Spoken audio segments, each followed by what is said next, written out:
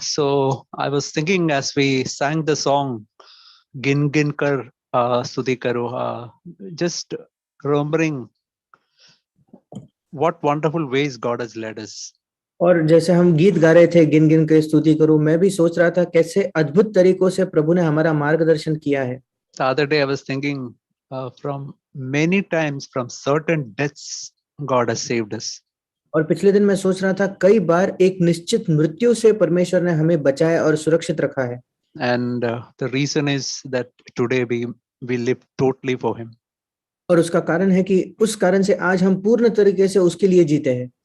I was thinking of one thing was coming to my heart for quite some time, that is judging other people. और एक चीज जो बार बार मेरे मन में कई समय से आ रही थी, वो है दूसरों का न्याय करने के बारे में। We know in the Sermon on the Mount, Jesus said about 9 good things and 9 bad things.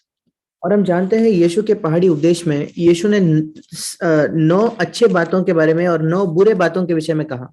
In first of all, blessed are the poor in spirit, blessed are those who sorrow about their sins and so on. They are the 9 good things.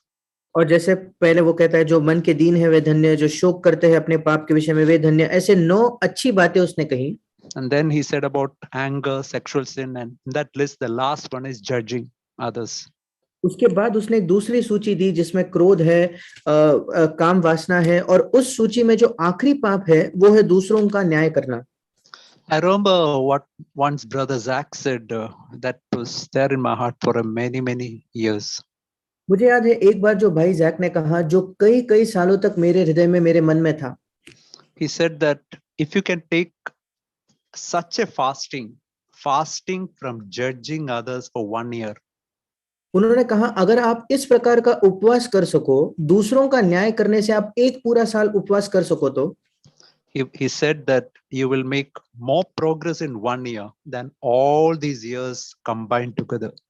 उन्होंने कहा तो आप इस एक साल में अधिक विकास और अधिक उन्नति करोगे इसके तुलना में कि आज तक इतने वर्षों में जो आपने विकास किया उससे भी ज्यादा। We can see in Matthew chapter 7, Jesus said, हम देख सकते हैं मत्ती 7 में यीशु ने कहा, verse 1 onwards, do not judge lest you be judged yourself. पहले वचन में उसने कहा दोष मत लगाओ कि तुम पर भी दोष न लगाया जाए। For in the way you judge, you will be judged, and by what standard you measure others, by the same standard you shall be measured. क्योंकि जिस प्रकार तुम दोष लगाते हो उसी प्रकार तुम पर भी दोष लगाया जाएगा, और जिस नाप से तुम नापते हो उसी नाप से तुम्हारे लिए भी नापा जाएगा। Just imagine that one word. If I use a very strict measure of judgment on other people, God is going to take exactly the same measure, and on the last day when he's going to judge me, and he's going to judge me like that. और इस एक विषय में सोचकर देखिए, अगर मैं एक बहुत ही सख्त मापदंड लेता हूं, ऐसा नाप लेता हूं दूसरों को नापने के लिए, तो बिल्कुल वैसा ही एक नाप या एक सख्त मापदंड परमेश्वर मेरे लिए इस्तेमाल करेगा उस अंतिम दिन में जब वो मेरा न्याय करेगा। Just imagine that day. It's written in Revelations 21, from his presence earth and the heaven fled away from the one who sits in the throne of God to judge everybody. और उस दिन के विषय में सोचकर देखिए, जैसे प्रकाशित वाक्य में लिखा है कि उस दिन जब वो सिंहासन पर बैठकर न्याय करेगा, तो उस दिन पृथ्वी जो है, समुद्र भी जो है, वो भी भाग जाएंगे। And our desire on that day will be, Lord, you should show mercy to me on that day. और उस दिन हमारी इच्छा यही होगी कि प्रभु उस दिन तू मुझ पर दया करना। And if he has to show mercy today, I should be merciful to all the people who come across my life. और अगर मुझे दया दिखानी है, अगर परमेश्वर को मुझे दया दिखानी है, तो आज जितने लोगों से मेरा सामना होता है उन सब लोगों पर मुझे दया करनी है। It's written here, the way I measure other people, that means the way I measure my wife, children, brothers in the church, the same measure God is going to use to measure me that day. और यहाँ लिखा है जिस नाप का मैं इस्तेमाल करता हूँ दूसरों का न्याय करने के लिए, मेरी पत्नी, मेरे बच्चे, कलीसिया के जो बाकी भाई है, उसी नाप का, उसी मापदंड का परमेश्वर इस्तेमाल करेगा मेरा न्याय करने के लिए उस दिन। And it's written verse 3, why do you look at the speck in your brother's eye and not notice the log in your own eye? और तीसरा वचन कहता है तो क्यों अपने भाई की आंख के तिनके को देखता है और अपनी आंख का लट्ठा तुझे नहीं सूझता। That log is that attitude to judge other people. वो जो लट्ठा है वो दूसरों का न्याय करने का एक रवैया दिखाता है। And it's written verse 4, how can you say to your brother, let me take the speck out of your eye, behold, log is in your own eye? चौथा वचन ये भी कहता है जब तेरी ही आंख में लट्ठा है तो तू अपने भाई से कैसे कह सकता है ला मैं तेरी आंख से तिनका निकाल दूं। And Jesus called such a person hypocrite. First take the log out of your own eye, you will clearly see to take the speck out of your brother's eye. और अगले वचन में यीशु ऐसे व्यक्ति को एक कपटी, एक पाखंडी कहता है, और यीशु कहता है पहले अपनी आंख में से लट्ठा निकाल ले, तब तो अपने भाई की आंख का तिनका भली भांति देखकर निकाल सकेगा। In other words, if I want to help anybody, if I want to help my wife or children or anybody in the church, the first attitude I have to remove is the attitude of judging other people. दूसरे शब्दों में अगर मैं किसी की भी सहायता करना चाहता हूं तो मेरी पत्नी, मेरे बच्चे, कलीसिया के जो भाई बहन है, मैं अगर किसी की भी सहायता करना चाहूं तो पहला रवैया जिसे मुझे अपने जीवन से निकालना होगा वो है दूसरों का न्याय करने का रवैया। See, what we have to remember about judging is we are not supposed to judge the thoughts, intentions, attitudes, and motives of other people. और न्याय करने के विषय में जो हमें याद रखना है वो ये है कि हमें दूसरों के जो विचार है, जो मकसद है, जो इरादे हैं, इन बातों का न्याय नहीं करना है। See, even my wife, who is closest to me, I don't know her thoughts. I don't know what her attitudes are. I don't know her motives. I have no idea at all. And how can I judge other brothers and my wife and children? और मेरी जो पत्नी है, जो मेरे सबसे नजदीक, सबसे निकट है, उसके भी मैं विचार नहीं जानता, मैं उसके इरादे या मकसद क्या है नहीं जानता, फिर मैं कैसे उसका या मेरे बच्चों का या किसी और का न्याय कर सकता हूँ। But if you can see the next verse, the very next verse, verse 6, Jesus is telling, do not give what is holy to the dogs and do not throw pearls before swines. पर अगर आप अगला वचन देखो, बिल्कुल अगला वचन अगर आप देखोगे, छठा वचन यीशु कहता है पवित्र वस्तु कुत्तों को न दो और अपने मोती सूअरों के आगे मत डालो। So that means that we have to have certain opinions about other people. इसका ये मतलब है दूसरे लोगों के बारे में हमारी कोई ना कोई राय जरूर होगी। We are not to live on the earth without having any opinion about other people. इस पृथ्वी पर दूसरे लोगों के बारे में कोई भी बिना राय रखे हमें नहीं जीना है। Say for example, who is a dog? You know, if you read 2 Peter chapter 2, it is written, dog is one who returns to his own vomit. और यहाँ जैसे लिखा है कुत्ता, तो ये कुत्ता कौन है? अगर हम दूसरा पत्रस पढ़े तो वहां लिखा है एक कुत्ता वो है जो अपनी ही जो उल्टी करके उसके पास वापस जाता है, उसे एक कुत्ता कहा गया है। That means a person who he has repented of some sins, but goes with liking, with interest to those things again. इसका मतलब एक ऐसा व्यक्ति जिसने अपने पापों से मन फिराया है, उसके बाद भी बड़े दिलचस्पी के साथ वो उसी पाप में वापस जाता है। And it's also written about pig. Pig also is written in 2 Peter chapter 2, is one who already got washed, but he goes back to wallow in his own mire, और यहाँ roll in his own mud. और यहाँ एक सुअर के बारे में भी लिखा है, और सुअर भी दूसरा पत्रस उसके दूसरे अध्याय में लिखा है, सुअर वो है जो साफ हो चुका है, उसके बावजूद उसी कीचड़ में, उसी गंदगी में वापस वो चले जाती है। So we have to see in certain cases who are the dogs and who are the pigs. और इसलिए कुछ समयों पर हमें भी ये देखने की आवश्यकता है कि कौन कुत्ते हैं और कौन सुअर है। For example, if you read in the same chapter, it's written about false prophets. You have to know them by their fruits. उदाहरण के तौर पर उसी अध्याय में लिखा है कि झूठे भविष्यद्वक्ताओं को उनके फलों से पहचानना है। Verse 15. 15 वचन। If you read in 1 John chapter 4, there also is written about false prophets. अगर हम पहला यूहन्ना उसका चौथा अध्याय पढ़ेंगे, वहां भी झूठे भविष्यद्वक्ताओं के विषय में लिखा है। I just want to show you that verse. It's a very interesting verse. और मैं उस वचन को दिखाना चाहता हूँ, वो बड़ा दिलचस्प वचन है। It's written, beloved, do not believe every spirit, but test the spirit to see whether they are from God, because many false prophets have gone out in the world. Verse 1, chapter 4, verse 1. पहला यूहन्ना चौथा अध्याय पहला वचन, हे प्रियो, हर एक आत्मा की प्रतीति न करो, वरन आत्माओं को परखो कि वे परमेश्वर की ओर से है कि नहीं, क्योंकि बहुत से झूठे भविष्यद्वक्ता जगत में निकल खड़े हुए हैं। And verse 2 is written, by this you know the Spirit of God. And it's not written every mouth that says, confesses that Jesus come in the flesh. No, that is not what is written. If you carefully see, it's written every spirit that confesses that Jesus come in the flesh is from God. और दूसरा वचन कहता है, परमेश्वर का आत्मा तुम इस रीति से पहचान सकते हो। और ध्यान से वहां पढ़ना, वहां ये नहीं लिखा कि जो भी मुंह मान लेता है कि यीशु मसीह है, उस ऐसा नहीं लिखा, बल्कि वहां लिखा है जो आत्मा मान लेती है कि यीशु मसीह शरीर में होकर आया। And verse 3, every spirit that does not confess Jesus not come in, Jesus is not from God, is the spirit of the Antichrist. And you have heard that is coming, and now it's already in the world. और तीसरा वचन भी, जो आत्मा यीशु की नहीं मानती, वो परमेश्वर की ओर से नहीं, और वही तो मसीह के विरोधी की आत्मा है, जिसकी चर्चा तुम सुन चुके हो कि वो आने वाला है और अब भी जगत में है। So the most important thing is not what my mouth confesses, what my spirit confesses is what is most important. और इसलिए सबसे मुख्य बात ये नहीं कि मेरे मुंह किन बातों का अंगीकार कर रहा है, पर मेरी आत्मा किन बातों का अंगीकार करते हैं, वो सबसे अधिक महत्वपूर्ण है।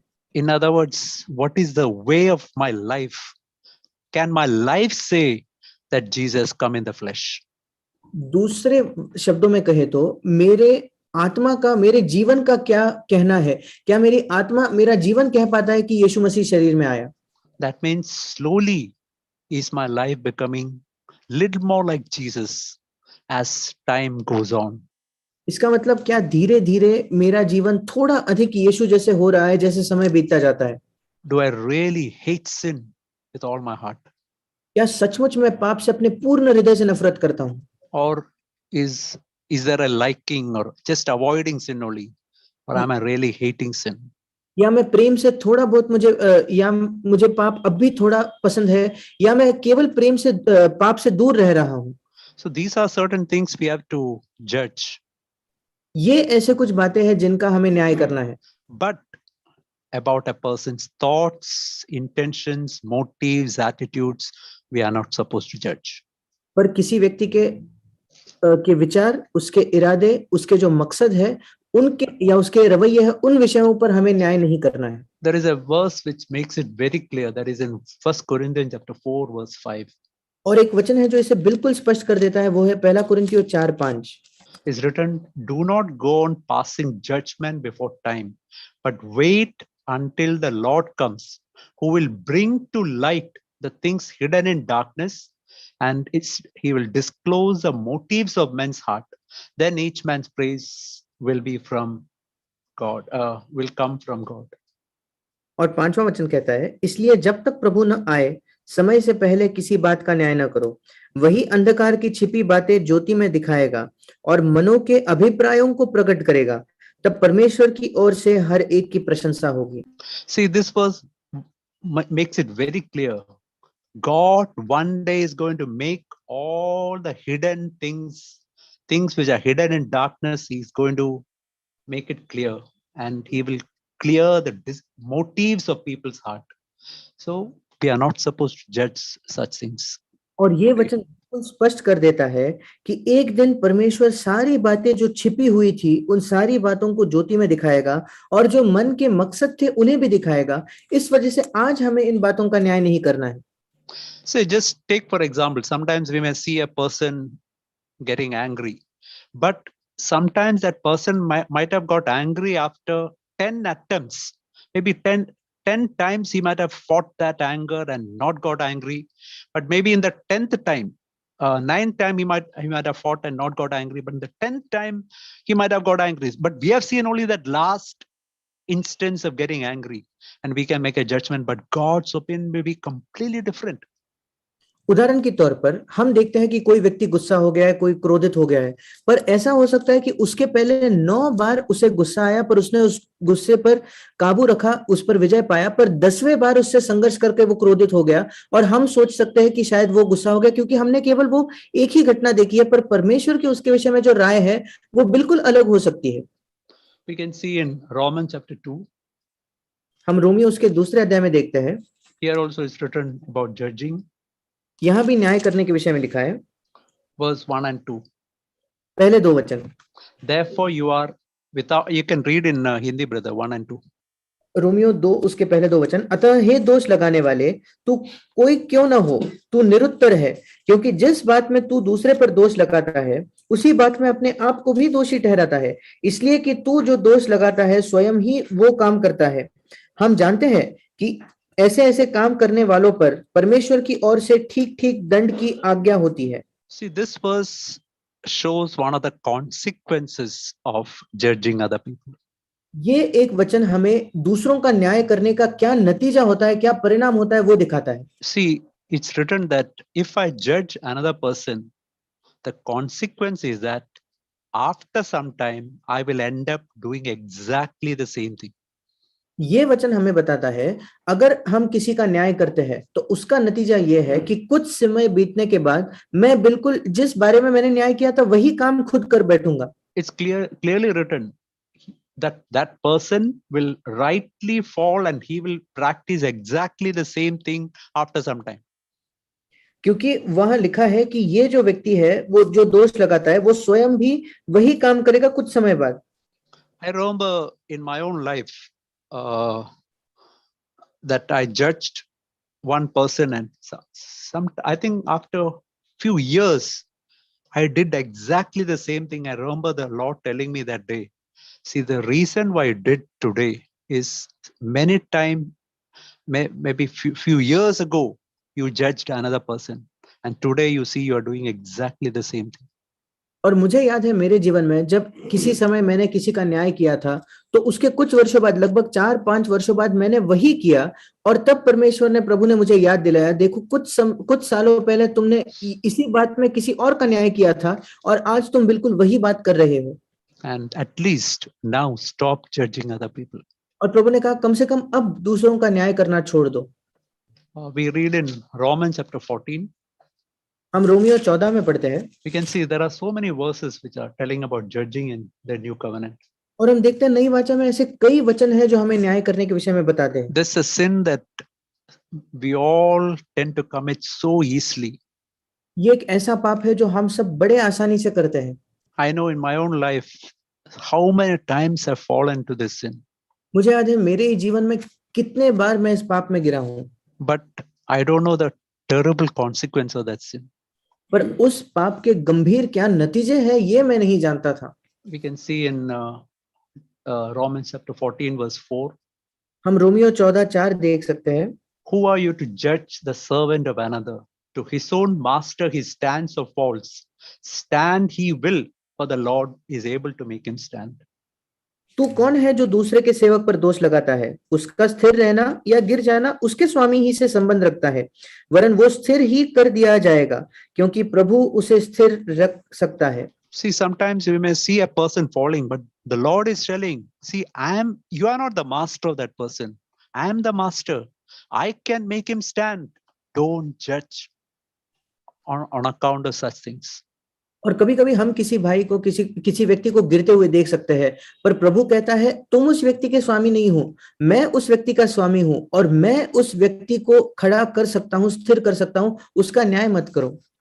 We can see in verse 10 also, 14:10, but you who judge, why do you judge your brother?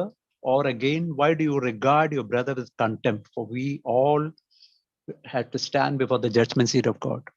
और 10वां वचन भी कहता है तू अपने भाई पर क्यों दोष लगाता है, या तू फिर क्यों अपने भाई को तुच्छ जानता है, हम सब के सब परमेश्वर के न्याय सिंहासन के सामने खड़े होंगे। See, this verse very clearly tells that when we are judging, what we are exactly doing is we are looking with contempt on other people, on another person.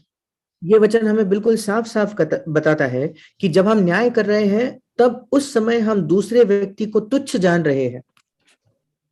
We know a wonderful verse in Job chapter 36 verse 5 is written, the Lord is mighty, but he does not despise anybody. और हम उस अद्भुत वचन को जानते हैं, अय्यूब उसका 36 अध्याय और उसका 5वां वचन, कि परमेश्वर सामर्थी है और किसी को तुच्छ नहीं जानता। And God wants us to be like that. God wants each of us to regard other people highly, not despise other people. और परमेश्वर चाहता है कि हम भी उसके जैसे हो, कि हम दूसरे लोगों को अपनी आंख में, हमारी नजरों में अच्छा समझे, और ये नहीं कि हम उनको तुच्छ जाने। And it's verse 12 is written, so then each of us shall give account of himself to God. और 12वां वचन कहता है, इसलिए हम में से हर एक परमेश्वर को अपना अपना लेखा देगा। We can see another verse in James chapter 4. हम एक और वचन देख सकते हैं, याकूब उसका 4था अध्याय। See, the reason why we go through these verses is to see how God looks at this particular sin. और क्यों हम इतने वचनों को देख रहे हैं, इस वजह से ताकि हम ये देख पाए कि परमेश्वर इस प्रकार के पाप को कैसे देखता है। We can see in verse 11, but you can read verse 11 brother, in the हम 11वां वचन पढ़ेंगे। हे भाइयों, एक दूसरे की बदनामी न करो। जो अपने भाई की बदनामी करता है या भाई पर दोष लगाता है, वो व्यवस्था की बदनामी करता है और व्यवस्था पर दोष लगाता है। और यदि तू व्यवस्था पर दोष लगाता है, तो तू व्यवस्था पर चलने वाला नहीं, पर उस पर हाकिम ठहरा। verse 12 also. और उसका 12वां वचन, व्यवस्था देने वाला और हाकिम तो एक ही है, जो बचाने और नाश करने में समर्थ है। पर तू कौन है जो अपने पड़ोसी पर दोष लगाता है? See, this verse very clearly says that in each person's heart, God has written his laws. और ये वचन बिल्कुल स्पष्टता से कहता है कि हर एक व्यक्ति के हृदय में परमेश्वर ने अपनी व्यवस्था लिखी है। See, Bible says that Holy Spirit is called the finger of God. और बाइबल हमें बताती है कि पवित्र आत्मा को परमेश्वर की उंगली कहा गया है। It's with that finger that in the Mount Sinai, God wrote those 10 commandments in 2 tablets of stone. और उसी उंगली के साथ उस सिनाई के पर्वत पर परमेश्वर ने वो 2 जो पत्थर की पटरियां थी उन पर लिखा था। Today, with the same finger, Holy Spirit, God writes his commandments in our heart. आज उसी उंगली के साथ पवित्र आत्मा के द्वारा परमेश्वर अपनी व्यवस्था हमारे हृदय में लिखता है। See, it's possible that God might have written a commandment in my heart. That commandment may not have been written in other person's heart. ये संभव है कि परमेश्वर ने कोई एक आज्ञा मेरे हृदय में तो लिख दी है, पर वही आज्ञा परमेश्वर ने अब तक उस दूसरे व्यक्ति के हृदय में नहीं लिखी। But when I judge another person, what I'm really doing is I'm judging the law that is written in another person's heart. पर जब मैं किसी और का न्याय करता हूं, तो जो मैं असली में कर रहा हूं वो ये है कि किसी और के हृदय में जो व्यवस्था लिखी गई है उसका मैं न्याय कर रहा हूं। Just see verse 11 is written, he who speaks against a brother or judges his brother speak against the law and judges the law. And then it's written, uh, in that case, you are not the doer of the law, you are the judge of the law. God is the judge. Who are you to judge? That's the next verse says. God, there is only one lawgiver and judge. Who are you to judge another person? और 11वां वचन कहता है, जो अपने भाई की बदनामी करता है या भाई पर दोष लगाता है, वो व्यवस्था की बदनामी करता है और व्यवस्था पर दोष लगाता है। और यदि तू व्यवस्था पर दोष लगाता है, तो तू व्यवस्था पर चलने वाला नहीं, पर उस पर हाकिम ठहरा। और अगला वचन कहता है कि व्यवस्था देने वाला और हाकिम तो एक ही है, जो परमेश्वर है। पर तू कौन है जो अपने पड़ोसी पर दोष लगाता है? We can see in James chapter 5 also, another verse, हम 5 verse 9.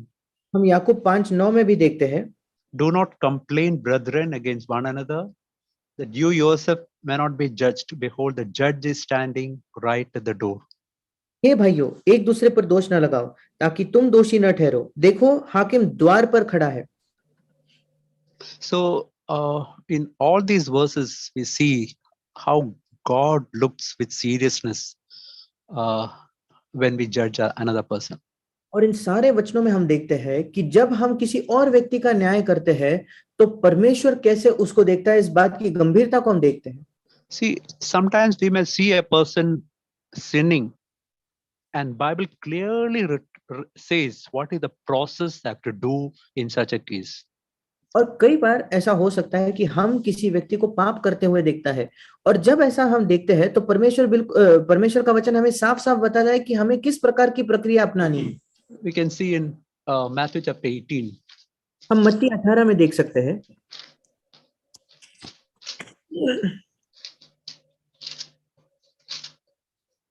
Matthew chapter 18 verse 15. I think all of you know this verse. और It's मत्ती written, 18 का 15, शायद आप सब इस वचन को जानते हो। if your brother sins, go and reprove him in private. If he listens to you, you have won your brother.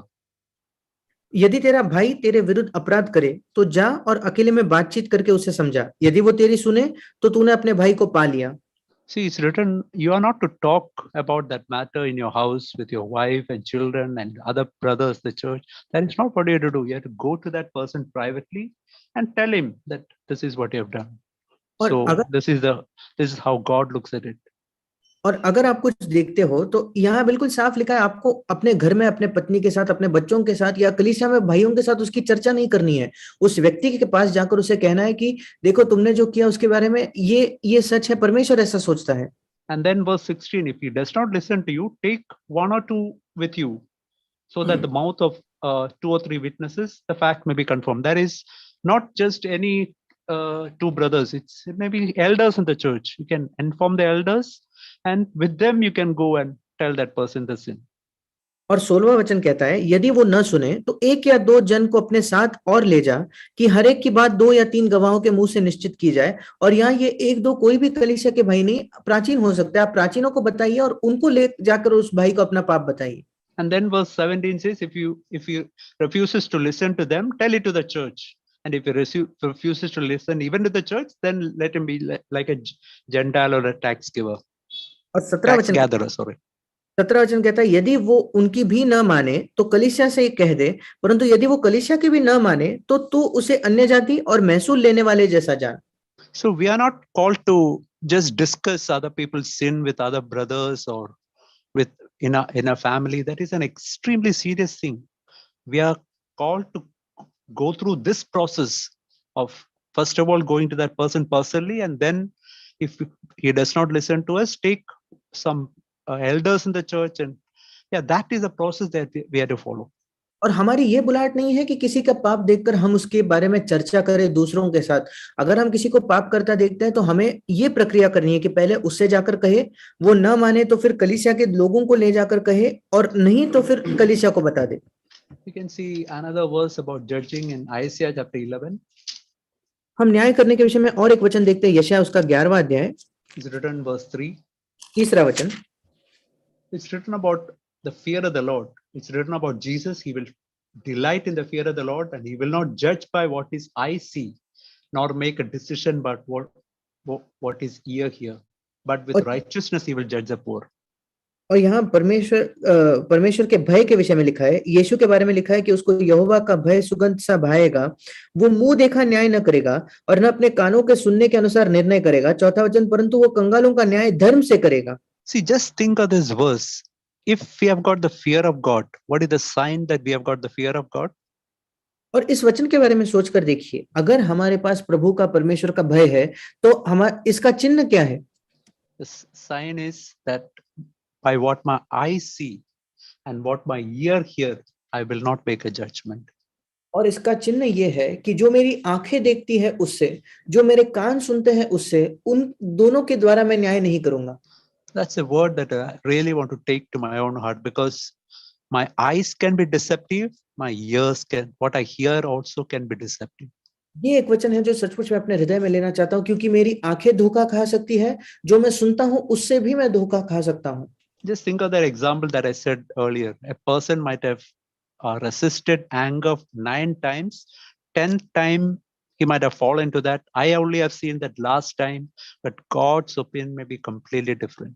और उस उदाहरण के विषय में सोचकर देखिए जो मैंने पहले दिया, एक व्यक्ति ने शायद 9 बार अपने हृदय में गुस्से से संघर्ष करके उसका विरोध किया, पर 10वें बार वो गुस्सा हो गया, और इसलिए परमेश्वर की उसके बारे में जो राय है वो बिल्कुल अलग हो सकती है।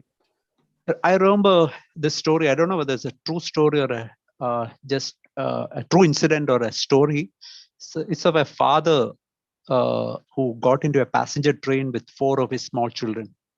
और मैंने ये कहानी सुनी है, मैं नहीं जानता कि ये सच्ची घटना या एक कहानी है, पर एक पिता अपने 4 बच्चों के साथ एक पैसेंजर ट्रेन में चढ़ता है। So all the children, he's a very poor person, and all the children are very, very small. और वो बहुत गरीब व्यक्ति है और उसके सारे बच्चे बहुत ही छोटे हैं। So many people are sitting in that train. कई लोग उस ट्रेन में बैठे हैं। These children are climbing to the third that to the third tire, and climbing to the seats and running here and there, and but this father is just bowing his head and sitting there.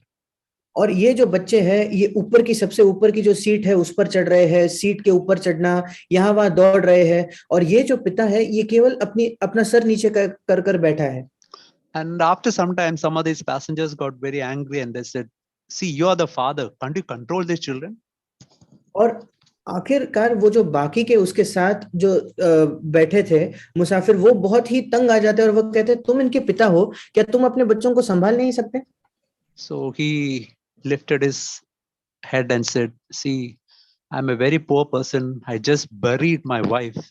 And after that, I got into this train. I just thinking, I don't know how to manage these children. That's why I was sitting like this." और वो कहता है कि देखो, मैं बहुत ही एक गरीब व्यक्ति हूँ, अभी अभी मेरे पत्नी के मृत्यु पर मैं उसको गाड़ कर आया हूँ और मैं इस ट्रेन पर चढ़ा हूँ, और मैं बस यही सोच रहा हूँ कि इन बच्चों को कि मैं आगे देखभाल कैसे करने वाला हूँ, इस वजह से मैं ऐसे बैठा था। So that when he said that, all the others became so silent. और जब उसने ये कहा तो बाकी के लोग बिल्कुल शांत हो गए। See, many times we don't know, we don't really see what is the real condition of the other person. और कई बार हम ये नहीं देख पाते कि सामने वाले की वास्तविक अवस्था क्या है। We know there are two ministries all the time, 24/7 going on in the heaven. हम जानते हैं कि स्वर्ग में 2 सेवकाई है जो निरंतर 24 घंटे हफ्ते के 7 दिन चालू होते हैं। One is we read in Hebrews chapter 7 verse 25. एक हम इब्रानियों 7:25 में पढ़ते हैं। Is written with the ministry of Jesus Christ. He always, verse 25, he always lives to make intercession for the saints. यहाँ लिखा है ये यीशु मसीह की सेवकाई है, और 7 इब्रानियों 7:25 कहता है कि वो निरंतर उनके लिए विनती करने को सर्वदा जीवित है। And the second ministry is written in Revelations 12 and verse 10. और दूसरी जो सेवकाई है वो प्रकाशित वाक्य 12:10 में लिखी है। It's written here that about Satan, he accuses the saints before God day and night, 24/7. और यहाँ लिखा है जो शैतान है वो 24 घंटे परमेश्वर के सामने जो संत है उन पर दोष लगाता है, भाइयों पर वो दोष लगाता है। So I'm also actually joining in either of these two ministries all the time. और मैं भी इन दो सेवकाइयों में से किसी एक सेवकाई में निरंतर जुड़ रहा हूँ। And I have to see where, on which side I'm standing. That is very, very important. और मुझे देखना है कि किस ओर मैं खड़ा हूँ, ये बहुत ही ज्यादा महत्वपूर्ण है। Let's see an example in Zechariah chapter 3. आइए हम एक उदाहरण देखेंगे जकरिया नबी की पुस्तक उसका 3रा अध्याय। We can see here Joshua was standing there before God, and Zechariah chapter 3 verse 1, Satan is standing there to accuse him.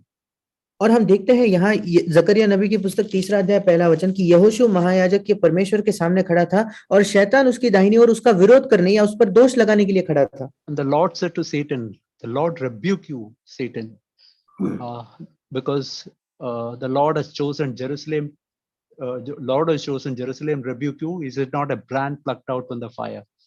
Because Joshua is standing there with a filthy garment before the angel. और यहोवा ने शैतान से कहा, हे शैतान, यहोवा तुझको घुड़के, यहोवा जो यरूशलेम को अपना लेता है वही तुझे घुड़के, क्या ये आग से निकली हुई लुकटी सी नहीं है? उस समय क्योंकि यहोशू मैले वस्त्र पहने वहां खड़ा था इसलिए।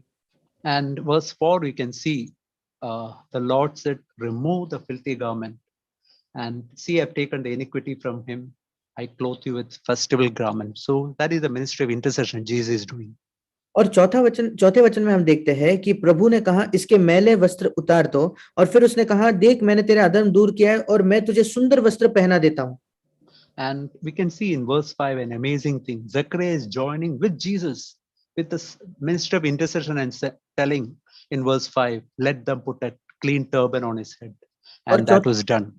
और जो चौथे वचन में हमने देखा वो यीशु की सेवकाई है। पांचवें वचन में हम देखते हैं जो जकरिया है वो यीशु के साथ उस विनती या मध्यस्थी करने के सेवकाई में जुड़कर कहता है इसके सिर पर एक शुद्ध पगड़ी रखी जाए और वो हो जाता है। We can see in Psalms 50, there's a very, very serious word about judging other people. और हम भजन उसके 50 में देखते हैं ये बहुत ही गंभीर वचन है दूसरों का न्याय करने के विषय में। Verse 19 to 22, you can read, brother. 19 से 22 वचन, तूने अपना मुंह बुराई करने के लिए खोला और तेरी जीभ छल की बातें गढ़ती है। तू बैठा हुआ अपने भाई के विरुद्ध बोलता और अपने सगे भाई की चुगली खाता है। यह काम तूने किया और मैं चुप रहा, इसलिए तूने समझ लिया कि परमेश्वर बिल्कुल मेरे समान है। परंतु मैं तुझे समझाऊंगा और तेरी आंखों के सामने सब कुछ अलग अलग दिखाऊंगा। हे परमेश्वर को भूलने वालों, ये बात भली भांति समझ लो, कहीं ऐसा न हो कि मैं तुम्हें फाड़ डालूं और कोई छुड़ाने वाला न हो। Just imagine what is written. If I sit and speak against another person and continue to do that, God says, I will tear you to pieces. There will be none to deliver. और सोच कर देखिए यहाँ परमेश्वर क्या कह रहा है, अगर मैं बैठकर दूसरों का न्याय करता हूं और न्याय करना ही जारी रखूंगा तो परमेश्वर कहता है मैं तुम्हें फाड़ डालूंगा और कोई तुम्हें छुड़ाने वाला नहीं होगा। We can see another example in Numbers chapter 12. हम एक और वचन देखते हैं गिनती की पुस्तक उसके 12वें अध्याय में। Here it's written about Aaron and Miriam. I think many of you know this incident. और यहाँ हारून और मरियम के विषय में लिखा है। मुझे लगता है आप में से कईयों को ये घटना मालूम है। See, Miriam is almost 13 years older to Moses. और मरियम जो थी वो लगभग 13 वर्ष मूसा से बड़ी थी। And Aaron is almost 7 years older to Moses. और हारून मूसा से लगभग 7 वर्ष बड़ा था। But the Lord has chosen Moses to lead his people. पर परमेश्वर ने मूसा का चुनाव किया उसके लोगों की अगुवाई करने के लिए। And that was playing in the mind of these two people for many, many years. और ये जो बात थी ये इन दो लोगों के मन में कई साल तक उनके मन में चुभ रही थी। And one day it came out. और एक दिन वो बात बाहर आई। That is with a complaint that this person Moses has married a Cushite woman. और ये एक शिकायत के द्वारा बाहर आई कि ये व्यक्ति मूसा जो है उसने कुशी स्त्री के साथ विवाह कर लिया है। And we can see, just think of this word, what is written here. The Lord heard it. Verse 2, the last part. और दूसरे वचन के आखिरी भाग में हम देखते हैं यहाँ क्या लिखा है कि उनकी यह बात यहोवा ने या प्रभु ने सुनी। Yeah, whatever we say, whatever we think, the Lord hears it. जो कुछ हम कहते हैं, जो कुछ हम सोचते हैं, प्रभु उसे सुनता है। We can see in verse 8, because I don't have time, I'm not showing the other verses. We can see in verse 8, with him, that is with Moses, I speak mouth to mouth, even openly, and not in dark saying. And he who beholds the form of God, why then are you not afraid to speak against my servant Moses? और 8वां वचन कहता है उससे मैं गुप्त रीति से नहीं परंतु आमने सामने और प्रत्यक्ष होकर बातें करता हूं और वो यहोवा का स्वरूप निहारने पाता है, इसलिए तुम मेरे दास मूसा की निंदा करते हुए क्यों नहीं डरे। We can see what happened to Miriam. She became a leper. हम देखते हैं मरियम के साथ क्या हुआ, उसको कोढ़ हो गया। See, what we have to remember is when we speak against other brothers, or we can even have judgmental thoughts running in our mind against other brothers. What is actually happening is slowly but steadily a leprosy is spreading in our heart. हम बैठकर दूसरे भाइयों के बारे में बात कर सकते हैं या दूसरे भाइयों पर न्याय कर सकते हैं और हम ये नहीं जान पाते कि धीरे धीरे हमारे अंदर ये हो रहा है कि आत्मिक कोढ़ जो है वो बढ़ते जा रहा है। What is the meaning? Leprosy, insensitiveness to sin. और कोढ़ का क्या मतलब है? पाप के प्रति असंवेदनशील होना। That means my heart is getting hardened. Sin comes and I am not aware of it. इसका मतलब मेरा हृदय जो है वो कठोर होता है, पाप आता है और मुझे उसके बारे में मालूम भी नहीं होता। And that is an extremely serious condition. और ये एक बहुत ज्यादा गंभीर परिस्थिति, गंभीर अवस्था है। That's why we have to really live in repentance and repent of all these incidents of judgmental attitudes in our thoughts and words. इसलिए हमें सचमुच मन फिराव करना है और हमारे सारे जो ये न्याय करने के विचार है या शब्द है इनसे मन फिराना है। We know about Noah's incident also, where his son Ham spoke against the father about his nakedness, and he became a cursed person. और हम नूह की भी घटना जानते हैं कि उसका जो पुत्र हाम था उसने उसके पिता के नंगाई के विषय में कुछ कहा और वो शापित बन गया. Just think of that younger son who came home. We know the story of the prodigal son story, and you know that when younger son came home in और हम Luke chapter 15. और लूका 15 में हम उड़ाऊ पुत्र की कहानी जानते हैं. और जब वो छोटा बेटा घर आया, And after some time, he had a wonderful celebration at home. The और father घर made a wonderful celebration. और घर पर पिता ने उसके लिए एक बहुत बड़ा उत्सव रखा. And after some time, the older brother came. कुछ समय बाद जो बड़ा भाई है वो आया. You know what he said? He said, "I kept all your commandments all these years." और वो कहता है कि मैंने इतने वर्ष से तेरी सारी आज्ञाएं मानी है. And then he said, "This brother who has spent his money with the harlots, and such a person has come home." और 30 वचन में लिखा है, ये जो तेरा पुत्र जिसने तेरी संपत्ति वैश्याओं में उड़ा दी है, ये ऐसा व्यक्ति, ऐसा बेटा घर आया है. I mean, that he has never seen. That is just a complete accusation. और ये ऐसी बात है जो उस बड़े बेटे ने कभी देखी नहीं थी. ये केवल उसने दोष लगाया था उसके भाई पर. And what is the end result? The younger person is inside the home, the older brother is outside. पर इस बात का नतीजा क्या हुआ? जो छोटा बेटा था वो घर के अंदर था और बड़ा बेटा घर से बाहर था. This first person was a self-righteous man. He ended up outside home, and the person who came as a sinner, who is a worse sinner, is inside. पहला बेटा जो था वो स्वधर्मी, खुद को धर्मी समझने वाला था, वो घर से बाहर हो जाता है. और दूसरा बेटा जो एक पापी था वो घर के अंदर आता है. I remember a statement made by C.S. Lewis many years, that word is ringing in my heart for many years. और कई सालों पहले C.S. लुइस द्वारा एक कथन जो था वो मैंने सुना था, और कई सालों से वो जो कथन है वो मेरे हृदय में है, मेरे कानों में बजता है. And that statement is, a self-righteous person who regularly comes to church is closer to hell than a harlot or a murderer. और उनका कहना यह था कि जो एक स्वयं को धर्मी समझने वाला व्यक्ति है, जो नियमित तौर पर कलीसिया में जाता है, वो नरक के ज्यादा निकट है इसकी तुलना में एक खूनी या एक वेश्या की तुलना में. So I just want to repeat what I said first. What Brother Zach was telling. If we can take a fasting from judging for 1 year, then we will make more progress in 1 year than all these years combined together. मैं फिर एक बार वो दोहराना चाहता हूं जो मैंने शुरुआत में कहा, जो भाई जैक ने कहा था. अगर हम एक साल दूसरों का न्याय करने से उपवास करें तो आज तक इतने वर्षों में हमने जितनी भी उन्नति की है, जितना विकास किया है, उससे अधिक उन्नति और विकास हम इस एक साल में करेंगे. How can we overcome it? कैसे हम इस पर विजयी हो सकते हैं? Jesus says in very clear in Matthew chapter 7. यीशु बिल्कुल स्पष्टता से इसे मत्ती 7 में कहता है. Verse 7 onwards. Ask and keep on asking. Knock, keep on knocking. Seek, keep on seeking. मत्ती 7:7 में, मांगो और मांगते ही रहो, ढूंढो और ढूंढते ही रहो, खटखटाओ और निरंतर खटखटाते रहो. See, by our determination, by making a resolution, we are not going to succeed. हमारी मेहनत से हम कुछ निश्चय करते हैं, निर्णय करते हैं, उनके द्वारा हम सफल नहीं होंगे. We need the help of the Holy Spirit. हमें पवित्र आत्मा की सहायता चाहिए. And that's why we have to ask with deep cry in our heart, Lord, help me. I want to get out of this habit. इसलिए हमें एक बड़ी गहरी पुकार के साथ परमेश्वर से मांगना है, प्रभु मेरी सहायता कर, मैं इस आदत से छुटकारा चाहता हूं. Just think of this word. Everyone who asks receives. Verse 8. Everyone who seeks will find.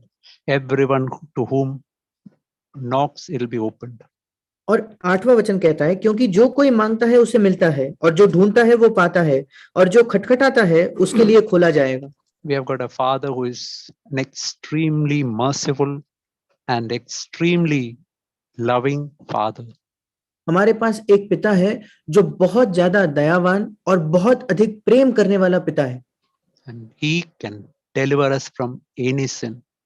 और वो हमें किसी भी पाप से छुड़ा सकता है. His help is what we need most. उसकी सहायता यही है जो हमारी सबसे ज्यादा आवश्यकता है। May God help us. परमेश्वर हमारी सहायता करे।